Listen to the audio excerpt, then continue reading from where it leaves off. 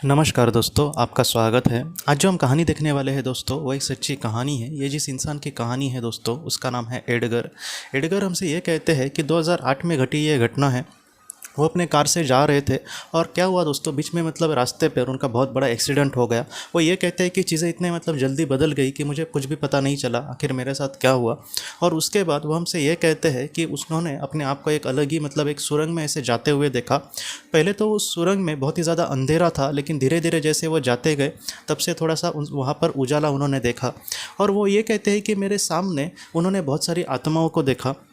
Edgar हमसे ये कहते हैं कि अपने जीवन में वो इतने अच्छे इंसान नहीं थे। जैसे वो कहते हैं कि मैं एक बुरा ही इंसान था, पहले मैं अपनी गलतियां भी मानता नहीं था, लेकिन आज जब ये सारी बातें मैं लोगों को कह रहा हूँ तब मुझे पता चल रहा है कि नहीं, अपनी गलती मानना ये भी कहीं ना कहीं एक बहुत बड़ी मर्दानगी है। तो उस तरीके से मैं कहता हूँ कि मैं इतना एक अच्छा इंसान नहीं था।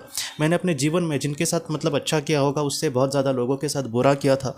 और वो ये कहता है कि वहाँ पर जो बहुत सारी आत्माएँ थी, उसमें से वो कहता है कि ज़्यादातर तो मेरे करीबी लोग थे। जैसे मेरे पिताजी जो आज इस दुनिया में नहीं हैं, मेरे दादी वहाँ पर थी उस वहाँ पर उन आत्माओं में।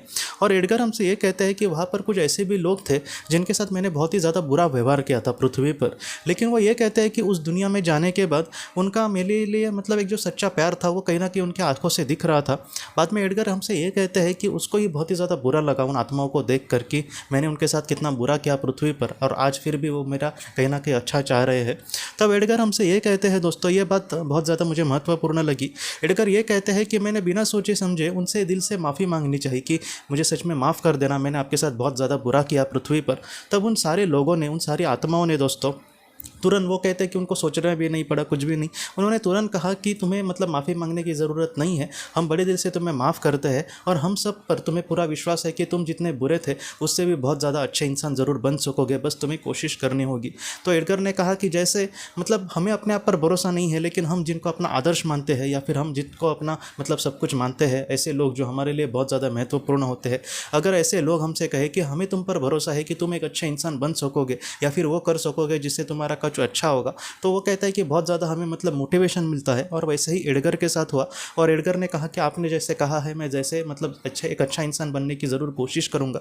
और बाद में एडगर हमसे कहते हैं कि वो उन्होंने बातें वो सारी मानी। और बाद में आत्माओं ने ये कहा कि तुम्हें फिर से पृथ्वी पर जाना होगा। ये जो समय था वो इतना ही हमें मिला था, लेकिन फिर से पृथ्वी पर जाने के बाद तुम बहुत ही अच्छे से कर्म करना और अपने जीवन में आगे बढ़ना, तुम्हारे जीवन में अब सब कुछ ठीक होगा, तुम मत चिंता करना।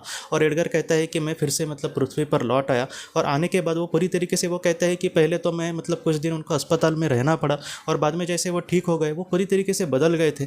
आज जितना हो सके अपने लोगों के साथ या फिर उनका संबंध जिन लोगों के साथ भी आता है, वो बहुत ही अच्छे से उनके साथ व्यवहार करते हैं। वो ये कहते हैं कि आज मैं जीवन में बहुत ज़्यादा समाधानी हूँ, और जितना हो सके आज मैं जितना हो सके किसी को भी दुख नहीं देने की कोशिश करता, जितना हो सके मेरे और से लोगों को सुख देना या फिर समाधान देना, किसी को निस्वार्थ रीति से मदद करना, इस तरीके से वो आज काम कर रहे हैं दोस्तों। तो एडगर की जो कहानी है कहीं ना कहीं हमें दोस्तों यही सिखाती है कि हमारे जीवन में हम कभी कभी किसी के साथ बुरा करते हैं और हमें लगता भी नहीं है कि मैंने उसके साथ कुछ बुरा किया। जैसे एडगर ने कहा कि मुझे अगर कोई पूछता कि तुमने बुरा किया, तो मैं यही कहता कि मैं तो अच्छा इंसान हूँ।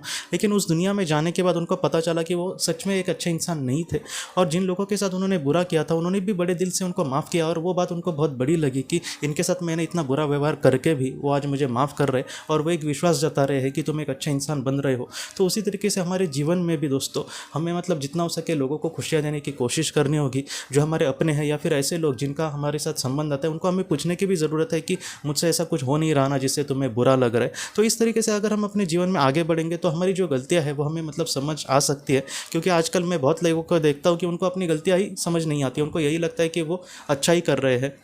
वो अगर दिन में 10 लोगों को रुला रहे फिर भी वो कहेंगे कि नहीं, इनमें ही कुछ कमियां हैं, इसलिए ये रो रहे हैं अपने जीवन में, अपने नसीब से, मैं तो एक अच्छा इंसान हूँ। तो इस तरीके से भी सोचने वाले लोग होते हैं। इसलिए जितना हो सके कभी भी हमें किसी को नहीं दुख देना, हमेशा अच्छे कर्म करके जीवन में लोगों को खुशियाँ देकर ही हमें जीवन में आगे बढ़ना होगा दोस्तों। तो दोस्तों हम अपने अगली वीडियो में किसी नए विषय को लेकर मिलेंगे। तब तक आप अपने परिवार का ख्याल रखना। आपका बहुत बहुत धन्यवाद।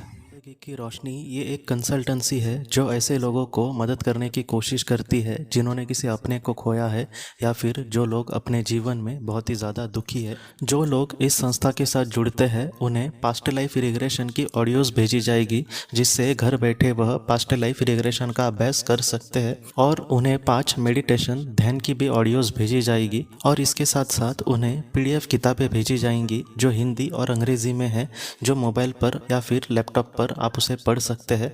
और 10 ऑडियो बुक्स भी आपको भेजी जाएंगी। तो दोस्तों, अगर आप इस संस्था के साथ जुड़ना चाहते हैं तो कृपया इस नंबर पे व्हाट्सएप मैसेज करें। आपका बहुत बहुत धन्यवाद।